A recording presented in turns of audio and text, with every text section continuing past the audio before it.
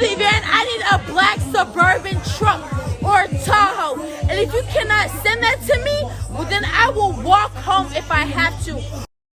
Wow. So this woman clearly feels more than comfortable not only yelling at her boyfriend, but trying to ask for something extravagant. You know, she needs a ride home and she's mad that he's not getting her an Uber Black, which for those of you that are not in the know, the Uber Black is the higher end version of Uber that's like extra expensive to get. So like a ride that might cost me, say, $10 to go from here to the mall down the street would cost an Uber Black like $25 to $30, you know?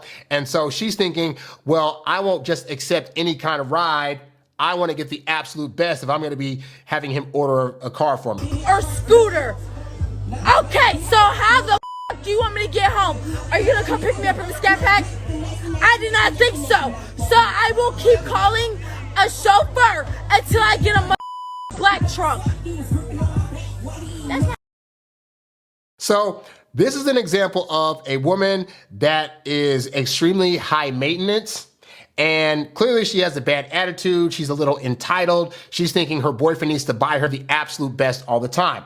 But what is key here? If she is yelling at him at this point in the relationship, that means that this is the kind of behavior he has been willing to accept from her since day one. And hey, let's be all the way real, guys. Let's be all the way real, okay? This girl, if she wasn't yelling at you, objectively, she's pretty attractive. She would probably, in most guys' eyes, be on like the 8 to 10 scale. For me personally, it's like a 6, 6.5. But for guys that find her extremely pretty, they're thinking this is probably the best woman that they can possibly get. And so as such, they are willing to bend over backwards and accept any kind of behavior because getting her to them was a net positive win. But again, the fact that she's yelling at him like this means that she's already done this before, because you don't get to that level of yelling if you haven't practiced it a few times. So the first time that she came out of the mouth sideways like this to this guy, he should have shut that crap down. Like, hey, you can talk to me, but you're not gonna talk to me like this, and you are not gonna be asking things of me that are just ridiculous. Like, the fact that he's already willing to order an Uber for her in the first place is a very gentlemanly thing to do. Her response of, no, I want an Uber Black. I want the high-end Uber. If you don't get that for me or a chauffeur, then what are we talking about? That is when it gets to the levels of she's entitled, she's not being grateful in the first place to even have a boyfriend that would do this for her. Because hey, there are plenty of guys that would just be like, hey, you got money, you got a phone app, you order your own freaking Uber right now, and I'm not gonna do it. And he didn't do that. And her response is still being extremely ungrateful. Understand, there are women out there that are like this, that unfortunately, you cannot change them. They're not gonna learn. But these are also the kind of women that are gonna tell on themselves early in the relationship. Inevitably, around date 3 or 4, maybe you're having a conversation with her about something political or religious, or something comes up whereby you guys are disagreeing about what you're talking about. And in that moment, she's gonna act a certain way. Either she's gonna talk to you and say, hey, I disagree with you, but you can have your thoughts, it is what it is. Or she's gonna start yelling at you and berating you and calling you a misandrist or misogynist and all this other stuff. And that's when you're gonna know how she's gonna be. But in that moment, that is your test to see how far this chick is willing to take things in terms of interacting with you when she disagrees with you. If in that moment she starts to trip up or starts yelling and you don't either correct that, you don't put a boundary there, you don't say, hey, that is not the kind of talk I'm going to accept from you, then she's gonna know, hey, he's totally fine with me treating him this way, and you know what? I'm gonna go even further. And then so the next time you get into an argument, she takes it a step further. Maybe she starts yelling, she starts calling you out your name, she starts saying you're good for nothing, you know what? And so again, if you accept that, all women are gonna do is take things further and further until you stop them. And if you don't stop them, they're gonna be disappointed in you, but more importantly, they're gonna take the disrespect to a level that you have probably not seen before, and it's because you let her get that far with it. So I'm not saying women on their end can't do a better job of being more respectful, but when they come out of pocket, they want you to correct that crap. Because if you don't, they're gonna lose respect, and then they're also gonna keep doing it to the point where you're gonna just be that guy that's like easy to walk over and get crushed on, right? Now, there's another video I actually saw where a woman actually talks about this. She talks about putting women in their places. And a lot of guys, some of you guys are afraid to do this. You're afraid of putting a woman in her place when she's stepping out of line, she's doing something that's disrespectful, or she's stepping to you and being out of pocket. But believe it or not, women actually need that in order to build respect for you. And so this woman perfectly illustrates that. Let's pull her up to the stage. It is very attractive to women when men put them in their place in a firm but warm way. Now I will stop and say, when I first learned this concept, I, probably like you, thought that was very confusing. Like you're thinking, wait a minute, White, so does a woman want me to be her parent? Like a woman wants me to come along and try to just tell her things and tell her what to do and what not to do and how to treat me, and she's not gonna leave me for that. But guys, I have been the guy that was trying to be overly pleasing to women. I wouldn't, if they try to start a fight with me, I wouldn't engage in it. I'd be like, oh yeah, I'm sorry, whatever, you're absolutely right, whatever. And at no time that doing that kind of thing, keep women around.